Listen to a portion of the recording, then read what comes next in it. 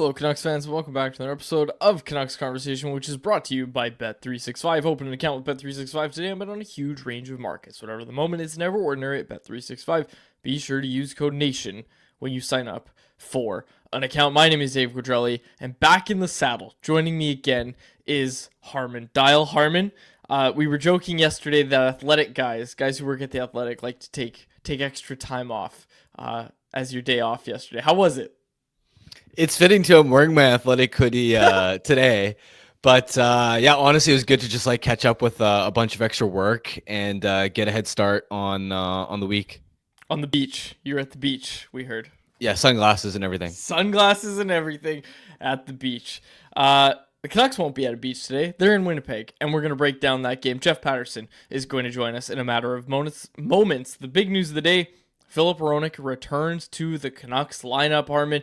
He has been out since that game against the Pittsburgh Penguins, and Patrick broke this down yesterday because in my head I was like, oh, he's back early, but Patrick broke it down yesterday that like from the time of the injury, the Canucks gave out an 8-week timeline, and he's back at like 7.5 weeks, basically. So again, this talk of rushing, and I know Jeff was going at some people on Twitter today about that, which I thought was really funny. Yeah, I don't think the Canucks are rushing Filip Hronek back here, and we obviously heard Rick talking about the work that Hronek put in order to be able to be back in time. Courtesy of Sportsnet's Dan Murphy, Filip Hronek is in for Guillaume Brisebois in the Canucks lineup tonight. Yeah, I'm really excited to see another good defenseman on this blue line besides Quinn Hughes. It's been painful on a lot of nights watching this blue line operate. It'll be good to see Noah Juleson, for example, slotting back into a third pair role as opposed to having to play a top 4 minutes. Some games where he was touching 18, 19, 20 minutes a night. And yeah, he deservedly got a lot of flack because he was struggling. But a lot of times my take too was it's not Noah Juleson's fault that he's having to play top 4 minutes when he's a number 6-7 defenseman. Same thing with Tyler Myers as well. I thought Myers, when he was playing on the top pair and having to eat up these massive minutes, tough matchups, I thought all things considered, he handled it as well as he could have, considering his age, considering his ability level at this stage in his career, and the mistakes that he was making. It was just a matter of him being used too much. So now with Hronek back, it's not just the impact he's going to have, and how it'll help the Hughes pair find another dynamic year, but also just slotting other guys on the right side further down the depth chart. And speaking of which, over on Twitter, Matt Friesen said, with the excitement that I saw from Hughes in the interview, it's going to rejuvenate him. Hughes was glowing yesterday when he was asked about Filip Hronek. He was so excited to talk about Filip Hronek.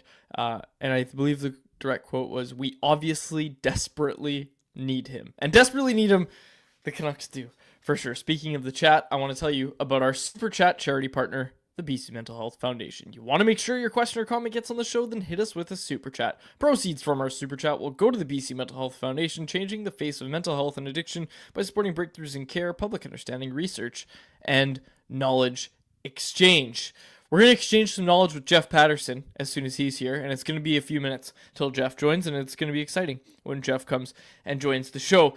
Harm, one thing I'm going to ask Jeff, and we should also say Kevin Lankin starts tonight. Subject of our poll question. We're going to talk about it a bit later in the show. But one thing I want to ask Jeff, and one thing I want to get your thoughts on before Jeff joins. This is the first time that the Canucks have Thatcher Demko. He's not starting tonight, obviously.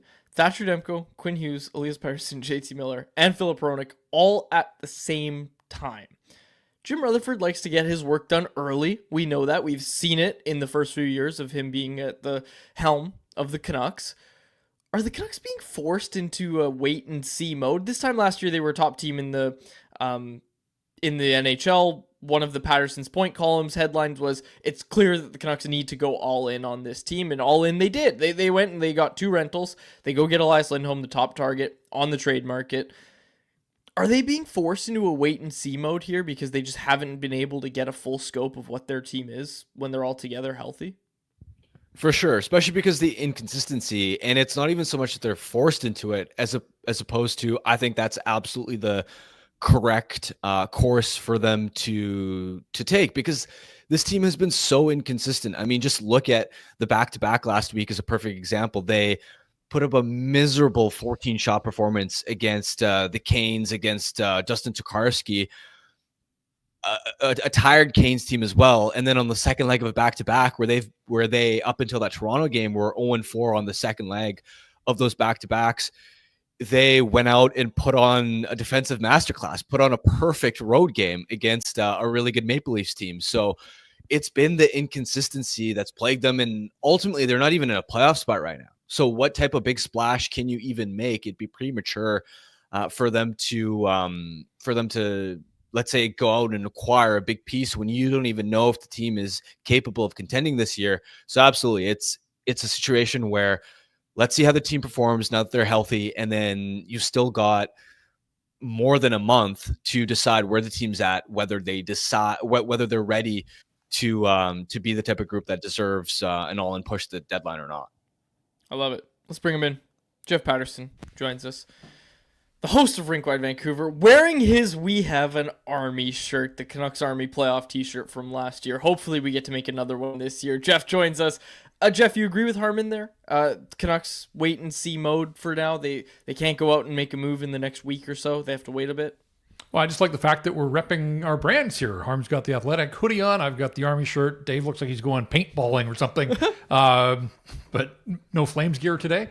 The Canucks aren't forced to do anything, but I do think that, yes, they're trying to be patient. They have bided their time waiting to get a reasonable facsimile of their entire roster. Now, it's so important to remember that just because they're healthy in the here and now, it may not last.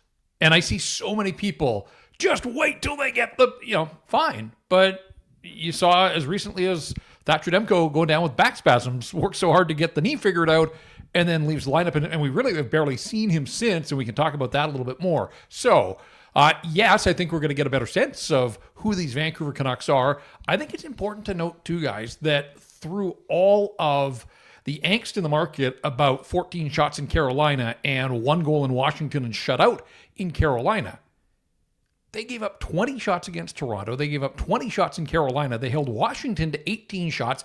And if you take it back even further, the dismal home game against Nashville, the 3-0 loss, the Predators had 19 shots on goal. 4 of the last 5 opponents haven't crested 20 shots. Like, this is the return of Rick Tocchet hockey. Now, they need to get the offense going.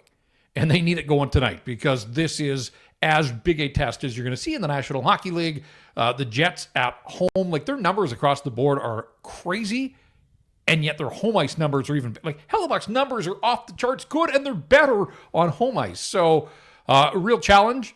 And if you sort of follow the progression here, Dustin Tokarski, Dennis Hildeby, Connor Hellebuck, it's like the old Sesame Street thing. Like, one of these things is not like the other.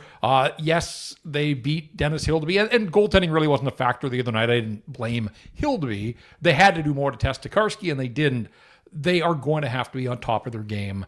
And they're going to have to spend more time in the offensive zone than they do defending. And that's going to be difficult because the Jets are the 3rd best offensive team in the National Hockey League. And, oh yeah, they're the 2nd best team defensively. Like, any way you cut it, this is a massive challenge for the Vancouver Canucks. So let's see what they look like. They should get a boost with Filip Hronek back in the lineup. But we also saw earlier in the season, they should have got a boost when Dakota Joshua came back with his backstory. They should have got a boost when JT Miller came off his leave. Should have got a boost when Thatcher Demko returned to the lineup.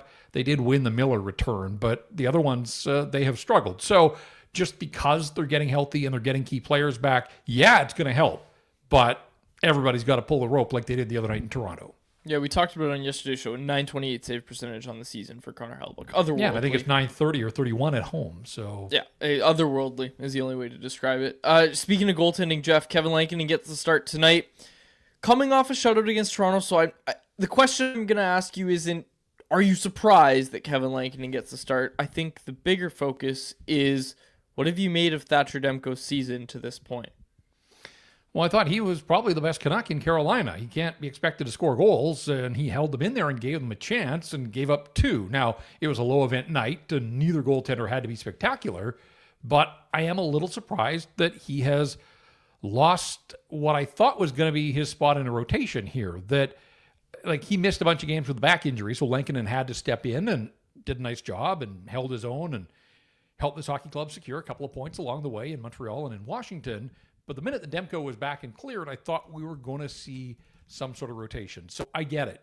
Like the shutout the other night, fine, but Toronto had 20 shots, and outside of the first period, I can't really recall any that I thought were, game savers necessarily, and that speaks to the overall team performance. So I have no issues with Lankinen going tonight. I think in the here and now, he probably does represent the best chance for a win. But how does Thatcher Demko get back on his game and find his form if Lankinen's going to start 5 of 6? Now, I don't think it's going to be that one-sided, but that's where they are right now, is that Lankinen has started 5 of the last 6, and considering he came in relief in Seattle, he's appeared in 7 of the last 8. So whether it's monitoring his workload, whether it's working to find starts for Thatcher Demko, they've got to be mindful, because I think in the here and now, if the playoffs were to start tomorrow, I still think that Thatcher Demko would get the first start, and the leash would be remarkably short. And if it didn't go well for him in game 1, they wouldn't hesitate to go to Lankinen. But I just think based on past performance, what he's meant to the organization, leadership in the room, all those kinds of things, I still think that we're building to Thatcher Demko being the guy on the opening night of the playoffs. But he's got to find his way to improve. Like, the numbers aren't great. Like 2 wins and 7 starts, and the individual statistics don't jump off the page. So there's lots of room for improvement for Thatcher Demko. And I hope, and I'm sure he hopes as well, that he'll get there. But in the here and now, I do think that Kevin Lankinen probably represents a slightly better chance. If they're 1A and 1B, then I don't think there's much doubt that Lankinen is the 1A in that equation. It was really interesting to track Elias Pettersson against the Leafs. I mean, monster two-way performance, but also deployment-wise, they gave him Brock Besser. He had more shifts on the ice at the same time as Quinn Hughes. They played him in sort of a matchup role head-to-head, even though they didn't completely control matchups because they were on the road. Plus, JT Miller only played 13-ish minutes. It was the type of game where EP40 was clearly deployed as the number 1 center, which really hasn't happened that often at all under Rick Tocchet. What do you make of Tocchet giving him that increased responsibility and more prime opportunity? And ultimately, how promising was it to see Elias Pettersson put up the type of two-way performance that he did? It was really promising. I laughed at the Selke stuff. You don't win the Selke based on one game. And I'm not sure there's enough runway for him to be in the conversation the rest of the season. But if that's the jumping on point, I am here. Sign me up. And let's see if he's really turned a page. I mean, the other night in Toronto was the start of the second half. Like, you can draw a clear line of demarcation. Leave the first half behind. He knows he wasn't good enough. He was quoted in the Sportsnet article at the start of the road trip. Took ownership of his first half. Like, I like that from him. But one game, it's promising, and there was a lot to like the way he dug in. But he's got to do it again. He's got to do it tonight in Winnipeg, and then he's got to come home and do it again against a good Los Angeles team. And Edmonton is in the offing as well a couple of times. Like, the schedule doesn't let up. And if this team is going to make headway, and as we sit here this afternoon, they're below the playoff bar. If they're going to be a playoff team, then Petey's got to be that good most nights. And JT Miller is going to have to find the offense that he showed in Montreal. Not 4 points necessarily, but he's going to have to be more of a contributor than he has been. This is the problem with none of us out on the road. Like, the Canucks played 3 and 4, Washington, Carolina, Toronto. Those are 3 of the best teams in the East, certainly, and 3 of the best teams in the National Hockey League. I don't know. Like, we saw in Washington that JT was shaken up at the very least, if not more than that. I couldn't get a sense whether the third period in Toronto on Saturday, they took the luxury of having a 2-0 and then it became a 3-0 lead, and just sort of not leaning on JT Miller the way they would if it was a 1-1 tie. And then obviously a couple of days off here before they play in Winnipeg. So I'm curious to see the utilization, the deployment tonight. What does JT look like if he is playing through something? And he has been for most of the season. Then he just can't be as effective as you'd like him to be. And so maybe we're sort of watching a switch before our eyes of him dropping into more of a second-line center role and Elias Pettersson taking the reins here. And let's see what he does with it. Again, a nice jumping-on point in Toronto, but it can't be one step forward and a couple steps back. He has to back it up with another sort of performance tonight. You alluded to it there. The Canucks are now below the playoff bar because Quads' Wagon Flames won last night. On a scale of 1 to 10, and I guess this is kind of like a two-part question. First, what do you make of the Flames, and do you view them as a strong enough challenger for the Canucks down the second half? And secondly, sort of related, what is your concern level about Vancouver's playoff chances? With Calgary, and I'm starting to see a number of articles that are telling me that we're not paying enough attention to Dustin Wolf. If there's enough articles written, then I think we are paying enough attention to Dustin Wolf. He's been terrific, and they're getting the kind of goaltending that allowed them to move off Jacob Markstrom. And this is the development curve of a guy that had done everything he could and then some at the American Hockey League level, and he's proving that he can do it in the NHL as well. So goaltending, you got a chance. You're in most games, and he's been a big part of it. Now, the injury to Connor Zary, while it seemed like good news after the initial collision knee on knee the other day, that's a blow to them. Connor Zary is a guy that's sort of coming into his own, and a team that doesn't score a lot of goals. He generates offense for them. So, it was interesting last week when Zary went out of the Calgary lineup and Dylan Guenther went out of the Utah lineup, and the Canucks were starting to get healthier, and you thought, wow, like this really could be a pivotal sort of swing of personnel. So we'll see where it goes. I still think on balance, the Calgary is going to be in tough, but they play these low-scoring, low-event games. And again, if your goalie gives up one fewer than the guy at the other end of the ice, you're going to win more often than you don't. So, and I don't get the feeling that they're going away. What's their top end? Is it 95 points? That feels like it probably is a little ambitious for them. Just based on talent, I just don't see how the Vancouver Canucks can't figure out a way to finish ahead of the Calgary Flames. But this transitions to your question about concern level. And this will come as news to Quads. I like to keep Quads in the loop on Canucks Army at least, but I've got a column that'll go tomorrow. When they come off this road trip, it is damn time for this team to figure it out on home ice. If they don't figure it out at home, there will be no playoffs this year for the Vancouver Canucks. It is as simple as that. There are a ton of factors that go into it. They have 7 home ice wins. Like, I was looking today, of the teams that are in playoff positions, Minnesota has the fewest home ice wins right now with 11. They've got 16 road wins, so they've compensated by winning. But everybody else that's in a playoff position has more than 11 home ice wins. The Canucks have 7, and there are a number of factors for it. Individual performances, goaltending, last in the league in shots on goal. They've won twice when they've opened the scoring at home. So I know they're on the road and in Winnipeg tonight. None of this really applies, but read the column. It's going to be a good one. Just a ton of factors. But to me, it's as simple as that, Harm. Like, I don't care what they do on the road. They're not going to play 800 hockey on the road the rest of the way. It's just, that's not. So if they are going to be a playoff team, they have to be way better at home in the second half than they have been to this point. Okay, I have a few things. I want to talk about the Flames in a sec, but we have a super chat. I want to read it. Blue Line Bar Down, thank you for the donation to the BC Mental Health Foundation. He said, can JPAT be the designated Hronek injury inquirer? He's coming back. He's coming back. He's going to be back in Vancouver.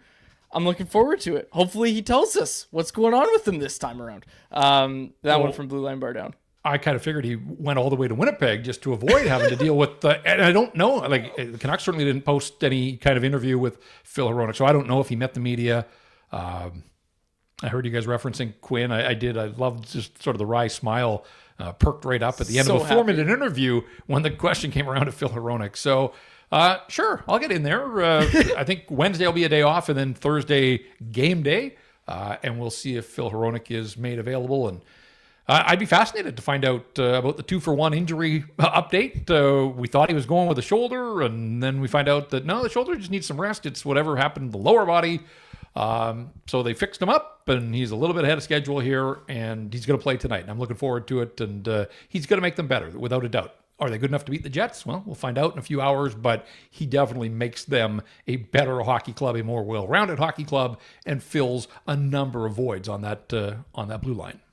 Okay, so there's a few things with the Calgary thing that we were talking about that I want to touch on real quick. So second half X factor for them, I look at a guy like Yegor Sharangovich. He's someone that scored 31 goals last season. He hasn't done that this year. He hasn't scored many goals this year. He started his second half. Again, we were talking about the second half, right? Started his second half with a goal and assist against the Blackhawks on Monday Night Prime Hockey last night. But right now, he's still only up to 7 goals. 7 goals and 6 assists through 35 games. Again, this is a guy that scored 31 goals last year. He hasn't got going. If the Flames are going to make the playoffs, I don't think it's going to be because the Canucks fall off or anything like that. But if the Flames make the playoffs, it's going to be because, you've got Huberdeau clicking. Like, Huberdeau's playing like what you thought you were getting when you traded for him in the first place. Took a while. It's going to be because a guy like Sharangovich finds his touch again. But man, like, he had an abysmal first half relative to expectations in Calgary. So that's my X factor. If Sharangovich turns it around, the Flames will make the playoffs. Bet a Pirate pack on it. I know this is Canucks Convo, but have you seen the Flames? They're in St. Louis for a twofer here. They play the Blues. Their next 2 games are in St. Louis, so a bit of a weird road trip there, but important that points are being exchanged, and those 2 teams are in the rearview mirror. The Vancouver Canucks, somebody's winning, somebody's grabbing points, and here are the Canucks going against Winnipeg, Los Angeles, Edmonton in their next bunch of games. So even though they're coming off the road, this gauntlet continues for the Vancouver Canucks, and we'll see how it goes. They need points. They need points on the road. They're going to need points at home. They just need points. And I know, Harm, a couple of weeks ago, you were on a show I was watching, and you talked about how, like, even when you fall like 4 or 5 points off the pace, like, it's a bigger gap than it appears. So if you're the Vancouver Canucks, like, you have to stay like within arm's reach of the pack here. Like, the last thing this team needs is the applied pressure of now like falling behind and needing to make up a bunch of ground. So let's see where it goes when they come off this road trip. I believe 7 of the final 12 before the Four Nations face-off are at home, which you'd think is a good thing, but given the Canucks record on home ice, I'm not so sure it is. Again, they can worry about the home stuff. They got enough to worry about in Winnipeg tonight. But Phil is back, and he's going to, we'll see. We wrote them off the other night in Toronto, and look what they did. So that's why they play the games, right? Jeff, final thing for me. Hronek, Hughes, I get why they're together, especially tonight. Like, do they have to split these guys up? I'm in the camp of yes, these guys have to split up. Phil has to run his own pairing at some point here. Like, I'm not surprised that they're going to ease him back in and give him the sort of safety blanket that is Quinn Hughes, the way that he's playing. But I do think it's important that the Canucks sort of step back here and look that since Quinn has come back from the hand injury, or the games that he missed, obviously the hand is still bandaged and has the apparatus, but like, it hasn't slowed him at all. He's been on the ice for 6 of the 8 goals that the team has generated. He's been in on 5 of them, playing with Tyler Myers, who I think has held his own. And so, like, Myers hasn't slowed Quinn Hughes down in any way. Are they as dynamic as Hughes and Hronek? Probably not. But if Quinn can continue to play at a superhero level, even with Tyler Myers, then I think it sort of behooves the Canucks to at least look at Hronek on his second pair, because if you slide Hronek back with Quinn Hughes, you're asking for Soucy and Myers again, I think. And yep. I just, like, the drop-off there is so massive. And we know what that's looked like this season, and that's been more on Soucy than it has been on Myers.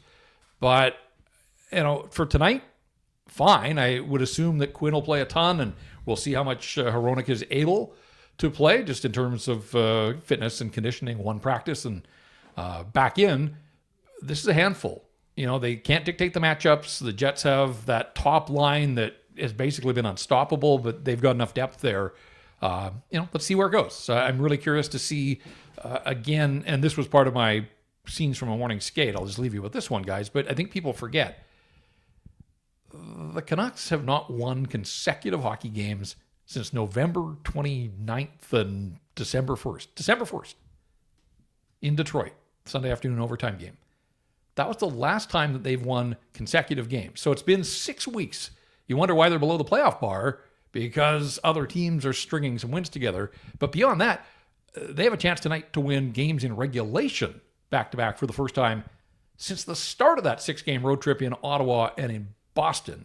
It has been forever. You just can't get where you want to go one step forward and one step back. And this past 6, and there have been some reasons, in and out of the lineup, injuries and all that kind of stuff. But bottom line is they play the games, and they haven't strung consecutive wins together in 6 weeks' time. It is overdue. It has to happen for them. Not saying it's going to tonight, but again, if they're going to get some traction and some momentum, they've got to find a way to string some wins together. Jeff, great stuff as always. We will see you on Rinkwide, Vancouver, after the game. Thanks for joining us. Appreciate it. Yep. All right, guys. Thanks. There he is, Jeff Patterson, the host of Rinkwide Vancouver, the author of Scenes from Morning Skate over at CanucksArmy.com. In my opinion, my humble opinion, the best pregame column you can read. It's up now, CanucksArmy.com. Okay, Harmon, let's get to, I don't know why I said it like that. Let's get to our poll question. Our poll question today is about the goaltenders. It's going to be Kevin Lankinen tonight. And Jacob, if you can pull up the results, because I really haven't looked and I don't remember them. As far as I remember, it was heavy in the favor of Lankinen. Ah, yes, there it is. Okay, so our poll question today, do you agree with the Canucks' decision to start Kevin Lankinen over Thatcher Demko tonight in Winnipeg? 87.2% of voters say yes, 12.8% say no. This is a conversation Patrick Johnson and I had yesterday on yesterday's show. We were talking about, okay, if the reasoning is shutout, that's one thing, but I gave the reasoning that I think that Demko is going through a pretty clear adjustment period right now. I think he's making some changes to his game that, for whatever reason, I don't know the reason, and I'm not going to sit here and speculate the reason, but I think he has changed his stance, and I don't know how much that's impacting his play, but I think he's going through some sort of adjustment period right now. I think Kevin Lankinen gives you the better chance at winning games right now. So I absolutely agree with the decision to start Lankinen. I said as much yesterday. Even if the Leafs scored a goal and it wasn't a shutout, I would be starting Lankinen tonight. And we don't know if that's why the Canucks broke their rotation here. But yeah, like the reason we have this as a poll question is that prior to Demko going down with back spasms, like they were quite clearly rotating these guys and doing a one each type deal. So it's at least something to notice, and I'm sure Demko's going to get the next game, or I would assume Demko gets the next game, because when a guy's going through an adjustment period, you don't want to not let him play. He needs those games to get up to speed, and we know long term that Demko probably is going to be a better goalie than Kevin Lankinen in the long run when it comes to who do you want starting in game 1 of the playoffs, but you need to get Demko to that level for game 1 of the playoffs. Yeah, it's really simple to me. Demko's got an .883 save percentage in his game so far this season. When you look at Evolving Hockey's model, which also accounts for the quality of scoring chances that goaltenders face, because keep in mind that in Demko's first couple of starts, he was completely left out to dry, which you have to take into account. He's been around break even, which is to say he's just been average. He's been okay. I'm not concerned about his performance level right now because he'd missed all these months. Didn't have a normal training camp. You're dropping him cold in the middle of the regular season. I understand why there's been an adjustment period for Thatcher Demko's performance, but with the Canucks outside of playoff position right now, they also simply just need to pick up as many points as possible. And right now, Kevin Lankinen is the better goaltender. And I think it's really just as simple as that. You need to bank points, and Lankinen gives you a slightly better chance to win. Yeah, absolutely. Absolutely agree with you. Okay, that's our poll question. Let's get to anyone else, which is brought to you by our friends over at Greta. Great spot for all games, home and away. Come on down to Greta Bar YVR for a thrilling evening presented by Fountain Tire as we watch Vancouver take on Edmonton on January 26th. There's going to be 23rd, excuse me. There's going to be exciting giveaways, including hockey tickets, signed memorabilia, and jerseys to be won. Doors open at 5 p.m. and the puck drop is at 6 p.m. Each ticket grants you access to all the action. It's all in support of One Broken Biker. Our VIP 4-person reservation includes entry into the event, a Greta burger and beverage, plus a game card. Don't miss out. Secure your spot now at nationgear.ca for an action-packed night with the Canucks Army crew. It's going to be a great time. Games, drinks, beverages. I guess drinks and beverages is the same thing. Food, the street food menu, a lot of good stuff. We're going to have a lot of fun. Go buy your ticket. Okay, let's start with this one and anyone else. From RELC, who, of course, made the bingo card for us, made the bet tracker, which I hope Jacob's updated. This is for you, Harm. Yesterday, PJ and I were talking about baseball, then we started talking about cricket, then we started talking about how you played high-level cricket. Ariel said, yesterday we learned Harmon is a cricket guy. Did he follow the recent India-Australia Test cricket series? Yeah, not super closely, but when the holidays were on, like it like we just kind of had it in the TV in the background. Like the thing about Test cricket too is it's 5 days and it's like each day is like 8 hours. It's not like a hockey game where you sit down and It's like 2-3 hours. Okay, sorry. PJ started talking about this yesterday. What do you mean is 5 days? Like the score carries over day after day? So it's 2 innings for each team. Okay. It's the longest format. So is it actually called an inning, or are you baseball dumbing that down for me? Okay. Actually called an inning. But innings in cricket are not the same as innings in baseball. Yes. They're similar, but not the same. Okay, well, I get the idea. Okay. Yeah, continue. So it's literally like the match is up to a maximum of 5 days, and each day that they play is like they'll start at, I don't know the exact time, but it's like a full like 7-8 hour day. Okay, so what do you mean maximum? Does cricket end? Well, it can end before score? Well, it's like if you get your outs quickly enough and both teams' innings are done in, let's say, 4 days, then you're not going to have a 5th day. How many innings in cricket? 2. Well, in this format, there's 2 per team. How could 2 innings take 5 days? Well, it's because you bat until you get everybody out, and so theoretically, if what, the batters, they have 90 players. No, 11 on each side. But like, here's the thing. Oh, like, wait. Like, you need to get every guy out at least once. For yes. The game to... Oh, no, that is crazy. Twice, because it's 2 innings for each team. So, so let me explain it. So hypothetically, like Australia would bat first, and they bat until India would get every single batter on Australia out, right? However long that takes. That could take 1 day, 2 days, however long it takes. Then India gets a bat. Then Australia has to get everybody on India out. Then Australia gets the bat again, and same thing. And each team has 2 innings. And so point being, I had it on in the background, but it's not like something you sit down and just like, oh boy, I'm going to watch this all day long for the next 5 days. Like, that's obviously not feasible, but I followed along with it. All right. People are here for the cricket conversation. We've got Jerry King in the chat. Huge shout out to Jerry King, who I don't know what his deal is, but it's pretty funny. He thinks we're 2 jobless kids in our basement. I live in an apartment, Jerry. So take that. People are telling him to shut up in the chat. Let's not gang up on Jerry too much. But I don't get that. Anyways, okay. People are here for the cricket conversation. Let's not have more cricket conversation, Harm.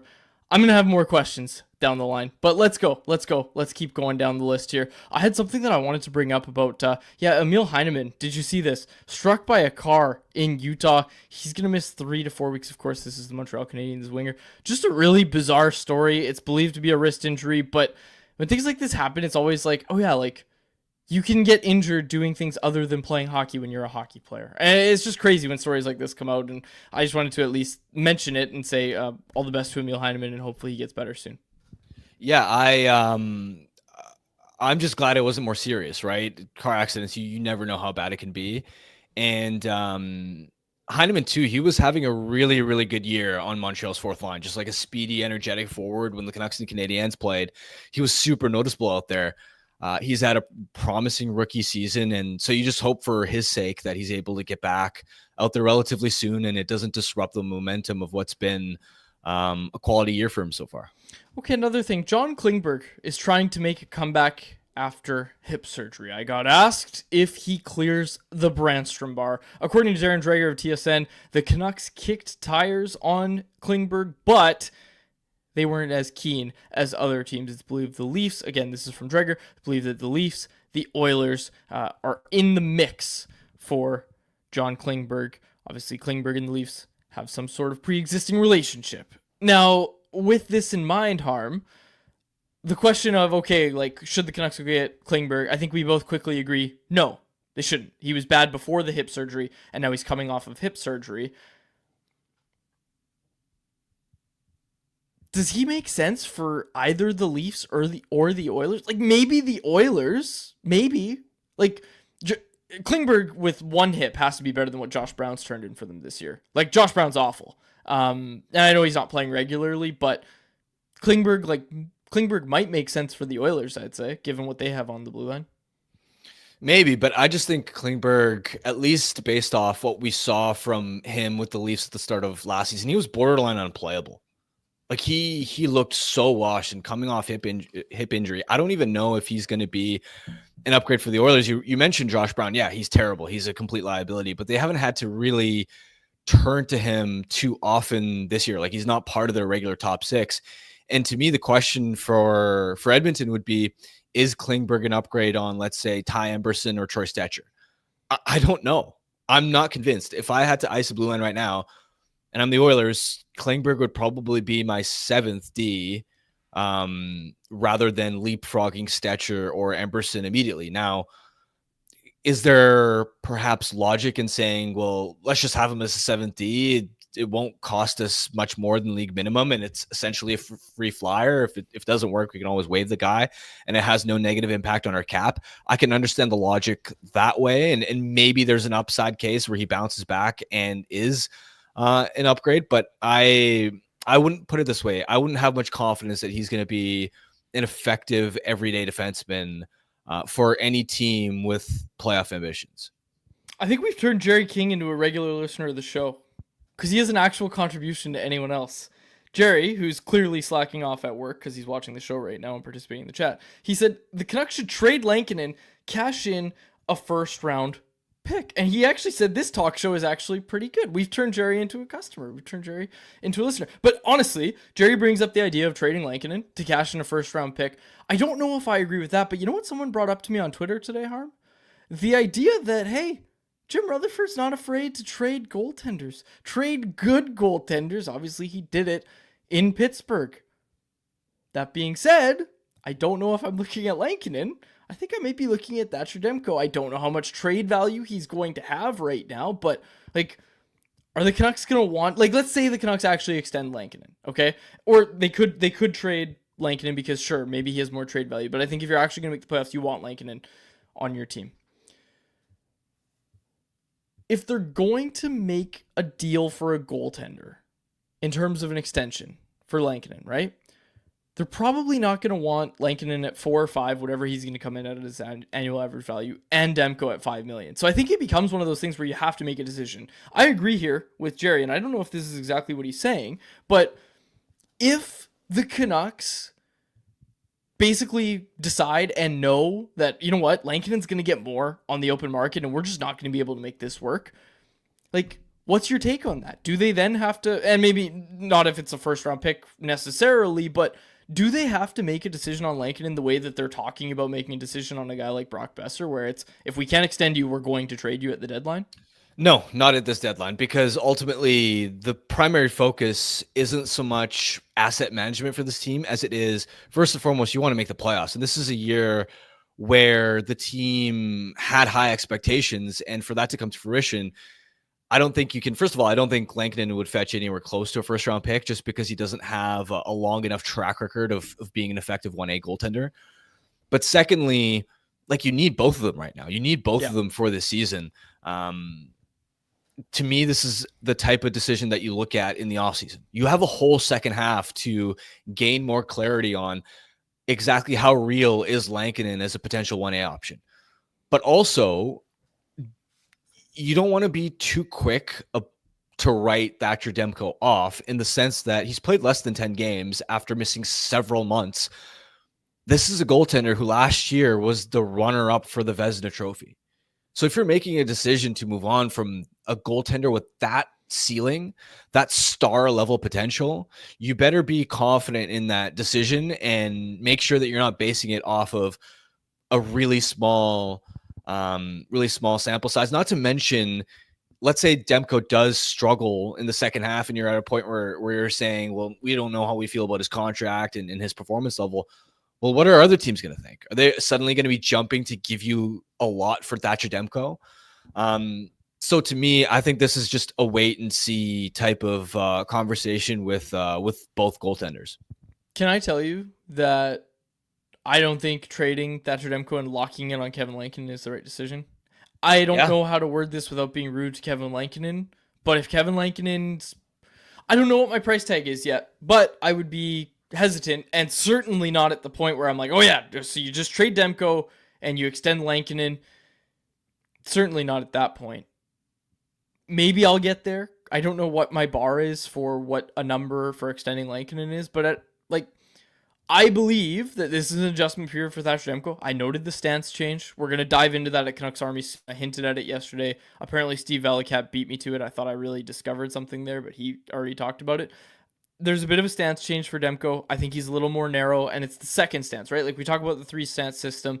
I'm noticing it when it's like that mid-range, that second stance, right? Where it's not, obviously, when the puck's being cycled up high, not to break this down again, puck's being cycled up high, he's very upright, feet are close together, guys are closer, feet spread out a little wider. What I've noticed is that stance looks a little more narrow. And again, the thing about the popliteus, right, is that he hurt it going into the RVH, which is obviously a very, very stressful position for the lower body, for your hips, for your knees. That's very stressful to be in. So, like, I had people asking me about this stance change and say, okay, well, do you think he's narrowing his stance so that he doesn't hurt his knee again and hurt his popliteus? I don't know the answer. And like I said this on yesterday's show, Harm, I do want to at least give Thatcher the opportunity to talk about it. Like next time I'm there in the Canucks room, like I do at least want to talk to him about it before I go spouting off and everything. Because really, this could just be something where he's like, yeah, I think this is going to make me more successful long term. I don't know how much a more narrow stance when you're upright is going to change your fortunes when it comes to a knee injury. You know what I'm getting at? Like, I don't know what this is at its core. And this thing is, I'd like to know. I'm fully expecting Thatcher to not want to talk about it, which is fair. He's well within his right to do so. And I definitely don't want to come on here and just start speculating about why he's done it. All I'm saying is that I have noticed it. And that we're going to break it down at Canucks Army. I'm not going to sit here and pretend like I know exactly why he's changed his stance, but I do think it's an adjustment period, and that at the end of the day, this is a guy who finishes the Vezina runner-up last year, and I think he can get back to that level. So no, I'm not sitting there saying trade Demko, extend Lankinen, but it was something brought up to me on X today. Also, like even with Lankinen, you got to be so careful. There are so many stories around the league of no-name brand goaltender looks really solid for a year or two, is ready to cash it in for agency, and then turns into a pumpkin. Like the whole Jack Campbell thing. Yep. Right? Like Jack Campbell was legitimately had turned his career around with the Leafs, had strong numbers for a while, like a longer track record than Kevin Lankinen did. Mm-hmm. The Oilers were like, okay, we're ready. We're going to back up the Brinks truck. And then it turned into one of the worst contracts in the NHL. You've got to be careful. Just because these no-name goaltenders, and I don't mean that to be disrespectful to Kevin Lankinen, but the fact of the matter is he wasn't a starter until this year. You can say that straight up. And so when they have a good season, like they're so volatile, they're up and down all the time. And I just, as a philosophy, am always very careful about betting on a short-term sample size and giving a lucrative contract to a goaltender who just hasn't proven it over many, many seasons the way Thatcher Demko, for example, has. Do you know what I'm hearing, Harm? Do you know what I'm hearing? What? The people, you are the people, want me to go find the next Kevin Lankinen for the Canucks. Since I called Lankinen and called it. Oh, okay. Like the only NHL goaltender left on the free agent market. Ask me on August 29th who the Canucks should go get on the free agent market, and I'll tell you. No, in all seriousness, like we've talked about their focus of finding the next Dakota Joshua. Kiefer Sherwood was clearly that guy, and then they got the Dakota Joshua as well. Are they thinking, okay, let's go find the next Kevin Lankinen? Easier said than done, but the Canucks did have their sights set on Lankinen pretty early in the offseason. Obviously, we know how it all went with they wanted him on a PTO. He thought he was going to get way more in the open market. In the end, Canucks needed Lankinen. Lankinen needed the Canucks. You're not going to get a situation like that. You can't bank on a situation like that, but I do wonder if they have a target in mind where they go in and into the offseason where they look at something closer. Like, again, if we're talking Lankinen, like, 3 years, 5 million, or 4 years, 5+ million. If we're starting to talk those numbers, then I think the Canucks might start to look in the tier below. And I say below because you can still find value there, as we've seen with Lankinen this year. I wonder if they start to look at a guy, and I don't know names off the top of my head, but in that tier of what we saw Anthony Stolar sign for, what we saw Laurent Brossoit sign for, I do start to wonder about that. And I will make that my homework for the next little bit. I'll go in and find out who the next Kevin Lankinen is, and I'll report back. I like it. All right. Anything else you wanted to get in before we go? No, not really. Okay. Let's go to our Bet365 bet of the day. We're officially on oh wait, you can't call it a streak if it's only one. But we won yesterday. We won yesterday's bet. I bet on the Wagon Flames. Jacob, what's the record of the year? What's the record on the year now? Do you have it open? I do, yeah. You are 25 and 27. All right, we're getting back there. Jacob, do we also have enough Family Feud survey responses yet? No. So, yeah, if you have not filled out the Family Feud survey, we're actually quite low. Thank you for bringing that up, Quads. So, please, fill out the Family Feud survey. Send it to your friends. Have them fill it out. Again, I say it every week. I don't like having to post it on social media, get all the normies in there. I'd rather it be Canucks Convo listeners and friends. That's how we get the better data. So please fill out the Family Feud survey. Okay. I'm going to pick... Ooh, this is an interesting slate. Really interesting slate tonight. And people are going to get upset that I'm not going with underdogs every time. But folks, we got to get this record back. But I'm not going to go... Look, I'm not going to pick the Capitals over the Anaheim Ducks. Minus 270. Money line over at Bet365. I'm not going to do that. What I am going to do is take the Colorado Avalanche to beat the New York Rangers. The Avalanche are minus 155 favorites. Don't call it a cop-out. I'm taking it. Avalanche, minus 155. We got to get this record back up, and then maybe we'll start picking some heavy underdogs again. But I'm liking the vibes here with the Colorado Avalanche. They got a lot. We talked about them a lot on yesterday's shows. We had our Hart Trophy conversation. Two guys on that team who picked up Hart votes in our anonymous survey, which we posted over on YouTube. You can go watch that video, that segment that I did with Patrick Johnson. So I am taking, in our Bet365 bet of the day, the Colorado Avalanche money line against the New York Rangers, minus 155. That was our bet of the day, brought to you by Bet365, a proud partner of Canucks Conversation. Open an account with Bet365 today and bet on a huge range of markets. Whatever the moment, it's never ordinary at Bet365. Be sure to use code NATION when you sign up for an account. Must be 19 plus to play. If you choose to play, please play responsibly. Last thing, I wanted to bring this up. I wanted to give a quick shout out to Eck. Hockey Eck, the YouTuber. He's shining a light on the NHL, going after creators on YouTube and taking their revenue. And we've talked about it on this show before, but apparently, like the hockey guy, all these different YouTubers, hockey psychology, all these great different hockey YouTubers who I think quite honestly, Harm, I think they've done so much for the game, and it's absolutely disgusting that the NHL is going after these guys' revenue. Anything with a smidge of a highlight in it, they're taking all the revenue and blocking videos. Like, just it's Really? Ridiculous. Yeah, and your I colleague at haven't the fully Athletic, your colleague at the Athletic, I can't remember his name, was shining a light on it. The Pittsburgh guy at the Athletic, what's his name? Josh Yohe or No, the Rob other one. Rossi? Wait, maybe not Pittsburgh because it's neither of those ones. I can't remember. Anyways, it doesn't matter. But I did want to Lazarus? shine a light on it. No, I'll find Okay, it in no. a sec. Jesse Marshall. Okay. Okay. Anyways, yeah, he tweeted about it as well, and I wanted to give a shout out to Eck who made a video about it. Yeah, it's just silly. It's out of touch. And I'm not even talking about what we do because like we don't really use highlights or anything. But like these guys that put in, and we do a daily show. It's a totally different thing. But these guys like hockey psychology, they're putting in like pouring in hours into making 1 10-minute video, and it's so well done. Like they're doing it for the love of the game, right? But they also need to get paid in order to put in that amount of time. And like they're bringing people to the sport. It's just crazy. The NBA doesn't do this. The MLB doesn't do this. The NFL doesn't do this. Simplest way to put it. That's ridiculous. Because honestly, though, like that's how people, that's how you kind of grow the game, right? Especially the way that like they do a really clever job of framing their videos in a way where it can entice a casual viewer to check out like, oh, this is an interesting hockey topic. And I've seen some of the videos. They're, as you said, exceptionally well done. They require a ton of effort. And like the NHL makes billions every year. What like the amount of YouTube revenue that those creators are generating are peanuts for the NHL, but legitimately meaningful to these content creators. So the way you've described it is nonsensical. Yeah, exactly. Okay.